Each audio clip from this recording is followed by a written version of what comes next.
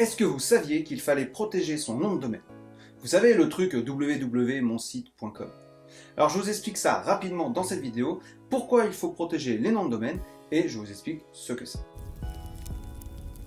Salut, c'est Pascal, je suis gérant d'un centre de formation, j'aide et j'accompagne les indépendants et les chefs d'entreprise à améliorer leur visibilité et leur activité grâce notamment aux outils du web, mais aussi psychologiques, etc. Et cette chaîne, justement, sert de support. Alors aujourd'hui, on effectue énormément d'opérations en ligne et nous y partageons évidemment des informations importantes comme des données bancaires, ok.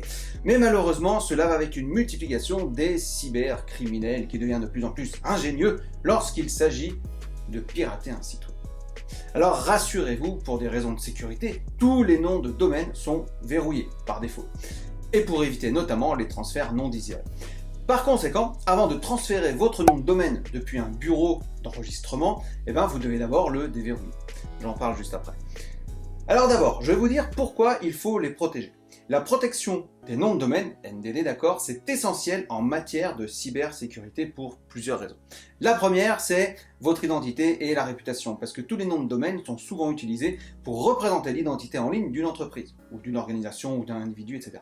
Donc si un attaquant parvient à accéder à prendre le contrôle d'un de vos noms de domaine, à usurper votre identité en ligne, du coup ça peut causer pas mal de dommages, et notamment pour votre réputation. Ça peut inclure la diffusion de fausses informations, la conduite d'activités malveillantes en utilisant la réputation, ou l'entité, la redirection du trafic vers des sites web malveillants, etc., etc.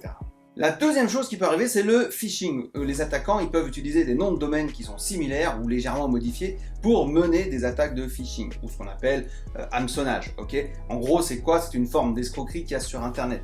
Le fraudeur, il va faire quoi? Il va se faire passer pour un organisme que vous connaissez, une banque, un service, le service des impôts, la CAF, etc., en utilisant le logo et le nom de cet organisme. Et du coup, il va vous envoyer un mail ou un texto, et généralement, il va vous demander de mettre à jour ou de confirmer vos informations suite à un incident technique, etc., etc., notamment vos coordonnées bancaires, numéro de compte, code personnel, etc. Alors attention, ne répondez jamais à ces messages, ne cliquez pas sur les liens, n'ouvrez pas les pièces jointes. Donc signalez simplement ces escroqueries auprès du site internet-signalement.gouv.fr, je vous mets le lien en description. Ok, supprimez les messages puis videz votre corbeille. Ok, et comme ça vous serez tranquille.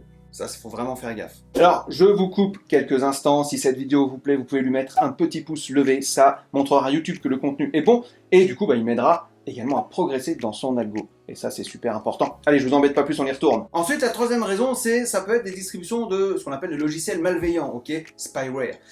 Les noms de domaine, ils peuvent être utilisés pour héberger donc des sites web malveillants ou des liens vers des téléchargements de logiciels qui sont infectés. Et du coup, les attaquants, ils peuvent exploiter ces sites pour diffuser les logiciels tels que des virus, etc., des chevaux de Troie, je ne sais pas si vous connaissez, et qui peuvent causer du coup des dommages un petit peu au système des utilisateurs et compromettre la sécurité de leurs données. Et aujourd'hui, on sait que les données, les big data, sont quelque chose de primordial et c'est une guerre sans merci qui se joue par rapport à ça. Bon, après, tous ces pirates et tout, ils peuvent aussi cibler des noms de domaine qui viendront perturber les services en ligne d'une entité.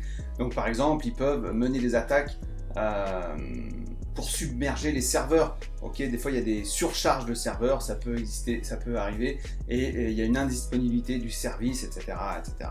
Donc ça, on a déjà tous vu, on est déjà tous au courant de ce que ça peut faire. Donc en fait, pour éviter toutes ces complications, les noms de domaine, ils sont généralement verrouillés pour les protéger justement des changements non autorisés.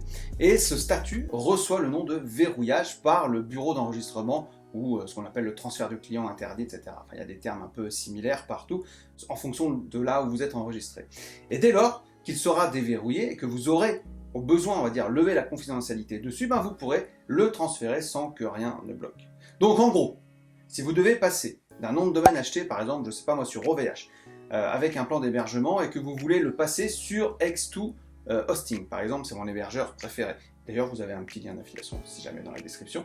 Vous aurez besoin de déverrouiller le nom de domaine.